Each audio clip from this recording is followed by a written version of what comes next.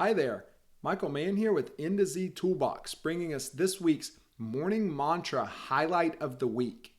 Now, these morning mantras come from articles, podcasts, books, conferences, any different number of sources that I've sort of heard or happened upon over the last 12 to 13 years. And I find these challenging, inspiring, and I hope that you do as well.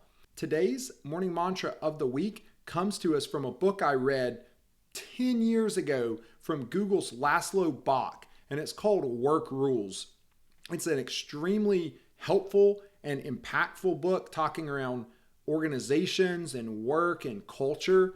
Laszlo Bock is way smarter than me and possibly than you, and so it's a pretty dry read. It's a pretty long book. It's kind of difficult to get through, but super duper good stuff. And so listen to what he says here. Listen to this quote from Google's Laszlo Bock.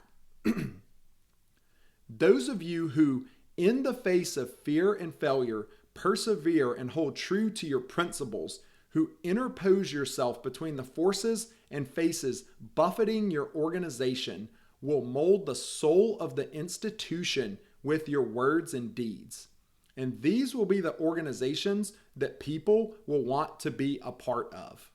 What Laszlo is saying here in this impactful quote is, some of us are leaders, some of us are tone setters, some of us are culture cultivators who are out in front, and even when things are difficult, or even when people are negative, or even through a pandemic or any different number of challenges, there's a small percentage of us out in front saying, no, we're going to continue to go first. We're going to continue to lead with positivity. We're going to continue to focus on maximizing our impact. And those are the people that will cultivate and grow entire organizations that people will die to work for.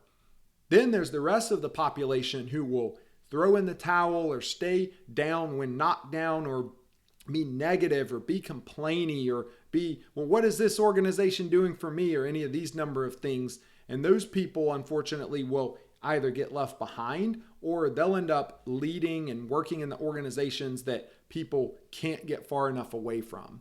A great example of the former is Chick-fil-A Inc. and Chick-fil-A Corporate. And while I work for an individual Chick-fil-A restaurant organization, Chick-fil-A on the corporate scale is something that people just can't get enough of. The interview process can take sometimes beyond a year, and there's hundreds and thousands and tens of thousands of applicants for different individual roles. But this organization has continued to be led strong and molded and focused on mission and purpose and values, and people want to be a part of it, as Laszlo said.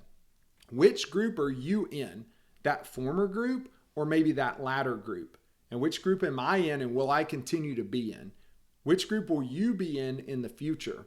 I hope it's the former, and that will allow you to grow more and gain more in terms of pay and recognition, but also more than that, that it will allow you to extend more impact to your customers, to your coworkers, so that they're healthy workplaces and healthy work cultures for people to be a part of for decades and generations to come. Thanks, and I hope you have a blessed and productive day. See you soon.